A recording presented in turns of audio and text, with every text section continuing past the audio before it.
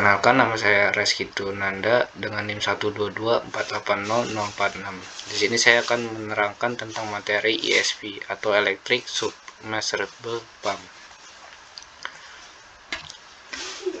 Apa itu ESP? ESP adalah sistem pompa listrik yang dipasang di dalam sumur produksi untuk mengangkat fluida dari bawah ke permukaan ke atas, terutama ketika tekanan reservoir sudah tidak mencukupi. ESP sangat penting di industri migas karena banyak digunakan dalam metode artificial lift untuk meningkatkan produksi dari sumur-sumur tua atau bertekanan rendah. Cara kerja ESP.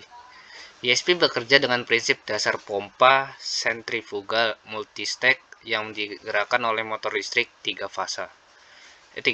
Sistem ini diletakkan jauh di dalam sumur, biasanya dekat dengan zona produksi. Ketika motor dinyalakan, energi listrik dari permukaan transmisikan melalui kabel ke motor di bawah tanah. Motor ini kemudian memutar poros panjang yang terhubung dan ke serangkaian impelmer dan diffuser. Setiap impelmer mempercepat fluida atau minyak, air atau campurannya, dan diffuser berfungsi untuk mengarahkan aliran serta meningkatkan tekanan secara bertahap di setiap tahap pompa. Fluida kemudian dipaksa naik ke permukaan melalui tubing produksi. Bagian penting lain dari sistem ESP adalah seal section atau protektor yang berfungsi melindungi motor dari kontaminasi fluida sumur dan menyamakan tekanan antara bagian pompa. Komponen utama ESP ada pompa sentrifugal multistage, perlengkapan casing dan tubing, motor submersible 3 fase, seal section atau protektor, intake dan gas separator, kabel listrik, sistem kontrol permukaan atau variable speed drive atau VSD.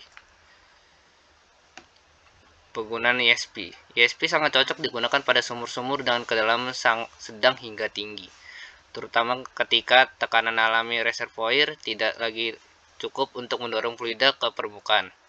Sistem ini juga menjadi pilihan utama pada lapangan minyak tua atau mature fields yang masih memiliki potensi produksi namun memerlukan bantuan artificial lift. Selain itu, ESP banyak digunakan pada sumur dengan laju produksi tinggi dan memiliki fraksi air atau water cut yang signifikan, karena pompa ini mampu mengangkat volume cairan yang besar secara efisien. Penggunaan ESP juga umum di lapangan offshore karena sistem ini dapat beroperasi secara otomatis dan jarang memerlukan intervensi langsung. Namun, pemilihan ESP harus mempertimbangkan kondisi fluida sumur, kandungan gas, dan tingkat abrasif dari pasir atau partikel lainnya. Oleh karena itu, analisis reservoir dan desain sistem ESP yang tepat menjadi sangat penting agar sistem ini dapat berfungsi optimal dan memiliki umur operasi yang panjang. Keunggulan dan kelemahan elektrik submersible pump atau ESP. ESP memiliki keunggulan utama dalam kemampuan memproduksi fluida dalam jumlah besar dengan efisiensi tinggi. Sistem ini cocok untuk sumur dalam dan dapat dikendalikan otomatis menggunakan VSD. ESP juga efektif digunakan pada sumur dengan kadar air tinggi dan umum dipasang di lapangan offshore karena keandalannya. Namun, ESP juga memiliki kelemahan seperti sensitif terhadap gas bebas yang dapat menyebabkan gas lock, seperti rentan terhadap pasir yang bisa mempercepat kerusakan.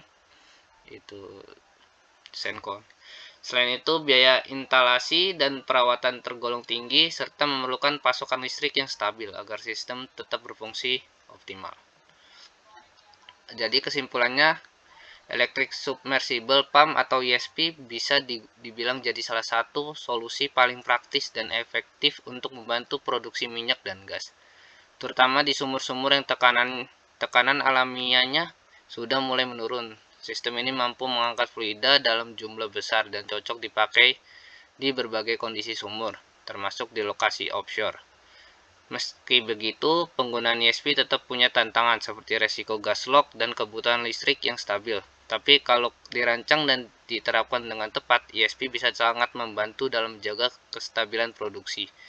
Intinya, ESP bukan cuma soal teknologi, tapi soal strategi pengangkatan yang cerdas dan tepat sasaran. Di sini saya mengambil dari beberapa seminar dan jurnal-jurnal. Terima kasih. Sekian.